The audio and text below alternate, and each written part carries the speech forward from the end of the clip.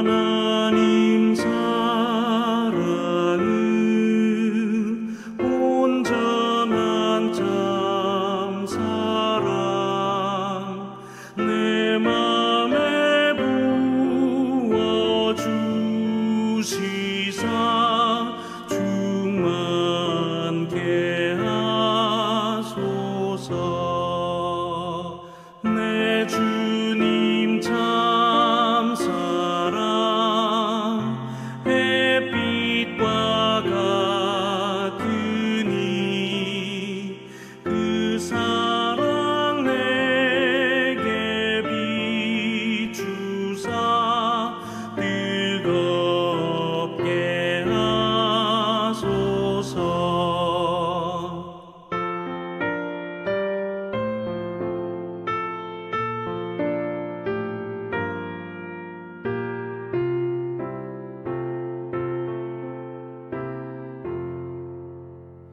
그 사랑 앞에는 풍파도 그치며 어두운 밤도 환하니 그 힘이 크도다.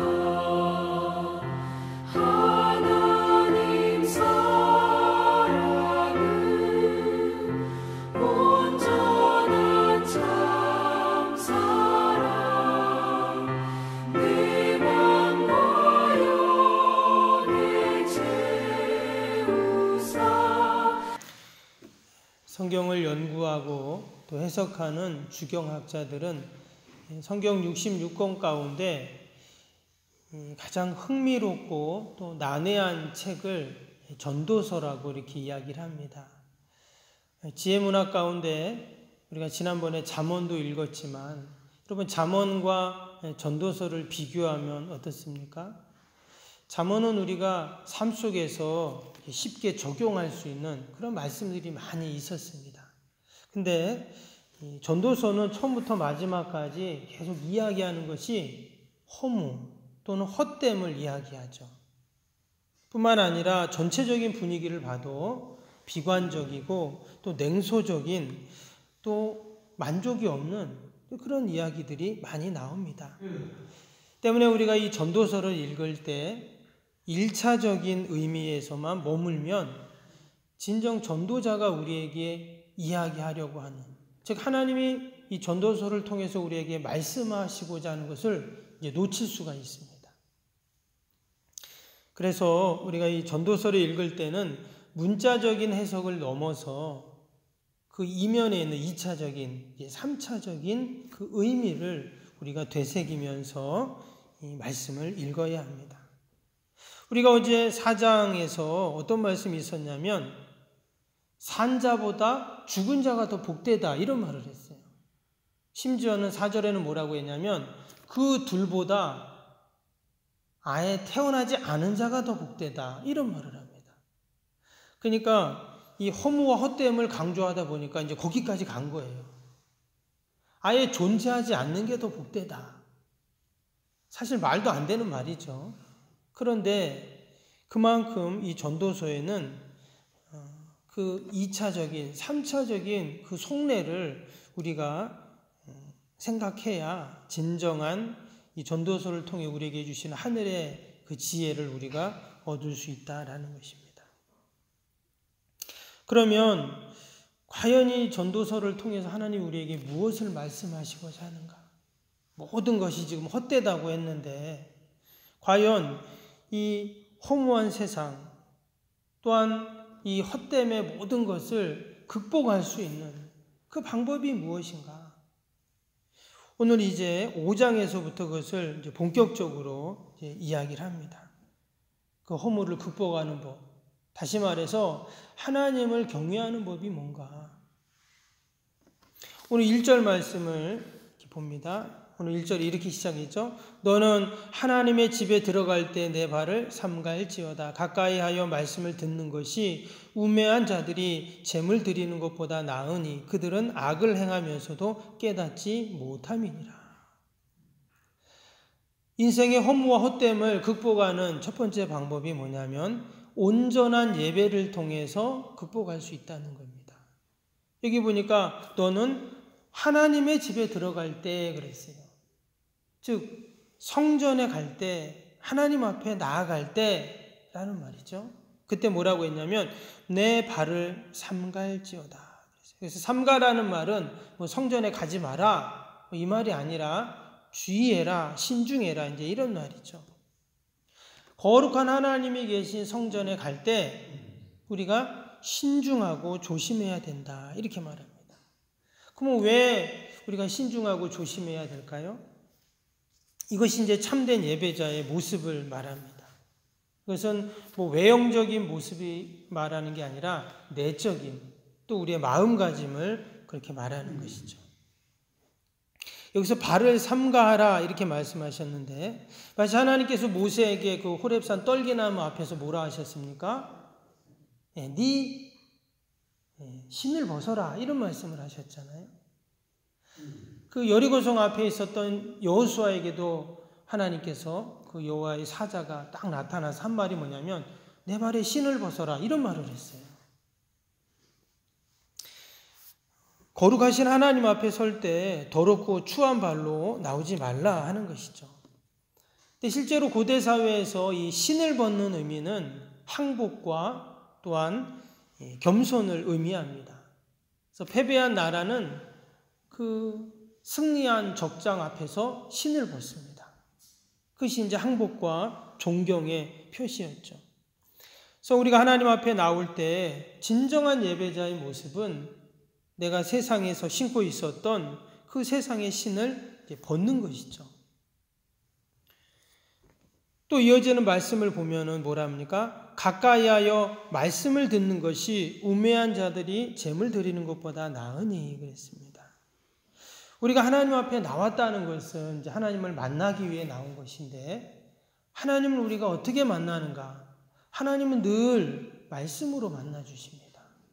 말씀으로 우리에게 다가오시고 말씀으로 우리를 만나 주시죠.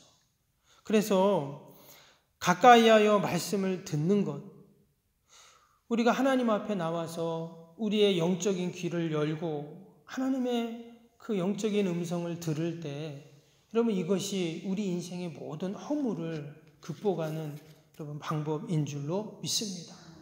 아무리 세상의 것으로 채우려고 해도 만족이 없고 늘 여전히 허무할 수밖에 없는데 그런데 하나님의 말씀으로 채우고 우리의 영이 하나님의 영과 만날 때 세상에서는 우리가 누릴 수 없는 그러한 만족과 또 그러한 풍성함을 우리가 경험하게 될 줄로 믿습니다. 이어지는 2절입니다. 너는 하나님 앞에서 함부로 입을 열지 말며 급한 마음으로 말을 내지 말라. 하나님은 하늘에 계시고 너는 땅에 있음이니라. 그런즉 마땅히 말을 적게 할 것이라.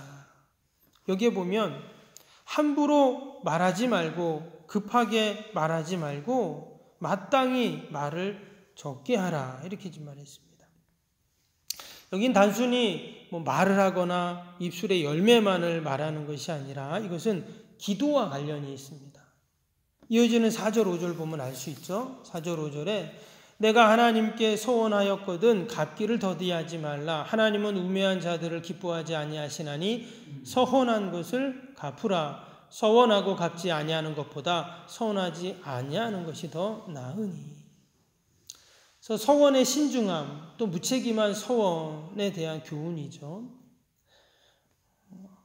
우리가 하나님과 서원한다는 것은 하나님과 약속한 것이죠. 그래서 때때로 우리가 기도할 때도 그럴 때가 있어요. 하나님 이것만 하나님이 좀 해주시면 제가 이렇게 하겠습니다. 그렇게 기도한 적 있죠? 없나요? 하나님, 제가 지금 이렇게 아픈데 하나님 고쳐만 주신다면, 하나님 이번에 우리 아이가 합격만 한다면, 이런 기도 안 해보셨어요? 네. 그럴 때가 있는데 여기 지금 뭐라고 했습니까? 서원을 하려면 신중하게 해야 된다. 지금 이렇게 이야기를 하고 있습니다. 당연히 서원은 하나님과 약속이기 때문에 우리가 잘 해야 되고 또 그 서원을 이행하는 것이 맞습니다. 그런데 지금 이 모든 이야기는 사실 기도를 말하고 있어요. 우리의 기도를 돌아봐라 하는 것이죠. 더 나아가서 기도를 통해서 어때요? 인생의 허무와 헛됨을 극복할 수 있다는 것입니다. 어떻게 기도를 통해서 우리가 그 허무를 이길 수 있는가? 여러분, 기도는 하나님과 대화입니다. 일방적으로 내가 계속 말만 하는 것은 대화라고 할 수 없죠. 대화는 말 그대로 서로 소통하는 것입니다. 온전한 대화, 온전한 기도라는 것은 우리가 하나님께 기도하면서 또 하나님이 우리에게 주시는 것들이 있어요. 내가 하나님께 그냥 기도하는 것 같지만 사실 우리는 기도할 때 하늘의 지혜를 얻고 또 용기를 얻고 또 믿음이 생기고 성령이 충만해지고 은사를 받고 하나님이 주시는 은혜를 받고 사실 기도할 때 이 모든 것을 우리는 받는 겁니다. 가만히 있는데 하나님이 은사를 주시고 가만히 있는데 은혜를 받고 가만히 있는데 성령이 충만하고 그런 일은 없습니다. 다 기도를 통해서 하나님께서 그것들을 다 주시거든요. 그래서 사실 우리가 이 시간도 하나님께 기도를 올려드리는 것 같지만 하나님께서는 우리가 기도를 올려드릴 때 하늘의 것을 내려주시죠. 그래서 우리가 이 시간도 온전한 기도를 통해서 우리 인생의 허물을 극복할 수가 있어요. 전도서는 지금 그것을 말을 하고 있습니다. 마지막으로 인생의 허물을 극복하는 법, 사실 뒷부분 전체 내용이 사실 그 내용인데요. 우리가 읽었으니까 뒤에 18절, 19절만 한번 다시 한번 읽어보시면 18절, 19절 보겠습니다.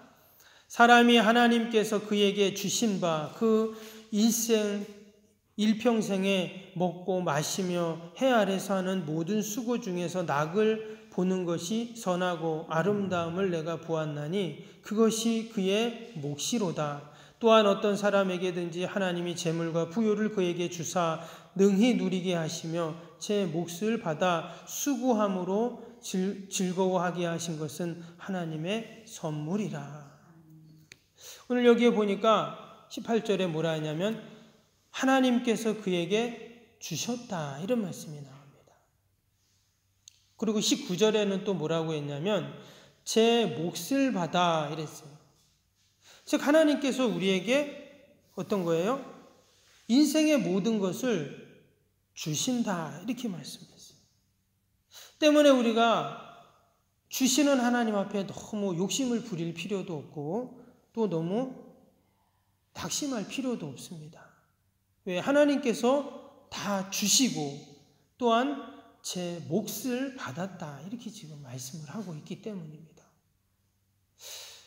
근데 우리가 돌이켜보면 하나님 저는 적게 받은 것 같은데요.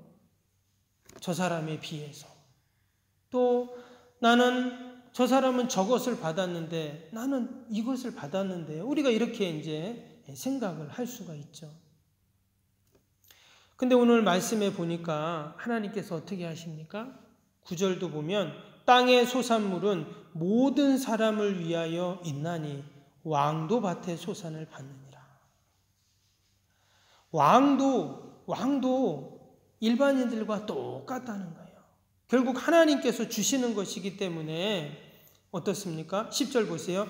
은을 사랑하는 자는 은으로 만족하지 못하고 풍요를 사랑하는 자는 소두로 만족하지 못하니 이것도 헛되도다. 결국 만족하지 못하면 아무리 하나님께서 주시고 또 줘서도 마찬가지라는 것이죠. 15절 봅니다. 그가 모태에서 벌거벗고 나왔은즉 그가 나온 대로 돌아가고 수고하여 얻은 것을 아무것도 자기 손에 가지고 가지 못하리니. 결국 이 땅에 있을 동안 우리가 갖고 있다가 다시 하나님 앞에 갈 때 처음에 아무것도 없이 온 것처럼 아무것도 없이 다시 하나님 앞에 간다는 겁니다. 내가 다 가진 것 같고 많이 가진 것 같지만 아니라는 거예요. 마지막에 뭐예요? 아무것도 없이 가는 겁니다. 내가 죽을 때 다 짊어지고 싸가지고, 옛날에는 그런 것도 있었잖아요. 뭐 노잣돈이라고 해서. 저도 예전에 그 장례식장에 갔는데 요만한 거를 보니까 그 요만한 그 아저씨가 그 돌아가신 분 그 관원에다가 노잣돈을 넣어야 된다는 거예요. 노잣돈을. 그래갖고 사실 이렇게 좀 다 믿는 분들이 이제 뭐 교회에서 저기 하는 건, 근데 교회에서 하는데도 또 거기다 노잣돈 넣는 분도 있더라고요. 그러면 노잣돈 갖고 가는 게 아니죠. 오늘 말씀처럼 못해서 벌거벌고 나왔은즉 아무것도 자기 손으로 가지고 가지 못한다고 이렇게 오늘 분명히 말씀하고 있습니다. 아무것도 없이 왔다 아무것도 없이 가는 인생, 당연히 허무하고 헛된 인생이죠. 그러나 우리가 이 땅에 사는 동안 그 허물을, 인생의 허물을 극복하는 법은 뭐예요? 하나님이 주신다는 것을 알고 그것에 내가 만족하면서 감사하면서 사는 것. 오늘 19절에는 뭐라고 했냐면 그것이 하나님의 선물이라 이렇게 말씀했어요. 오늘도 우리가 하나님이 주신 것에 감사하고 또한 이것을 통해 하나님께 영광을 돌리고 늘 하나님께 기도하면서 우리가 믿음으로 살아갈 때, 그럼 그것이 우리의 인생의 허물을 극복하는 지혜자의 모습인 줄로 믿습니다. 오직 오늘도 하나님 앞에 내가 영광 돌리며 복된 삶을 사는 저와 여러분이 되기를 주님의 이름으로 축복합니다. 기도하겠습니다. 사랑과 은혜가 충만하신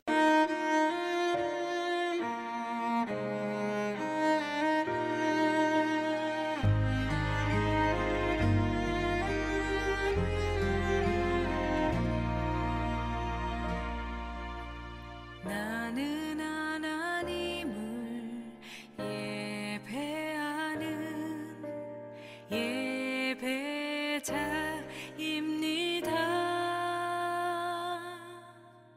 내가 서 있는 곳 어디서나 하나님을 예배합니다. 나는 하나님을 예배하는 예배자입니다.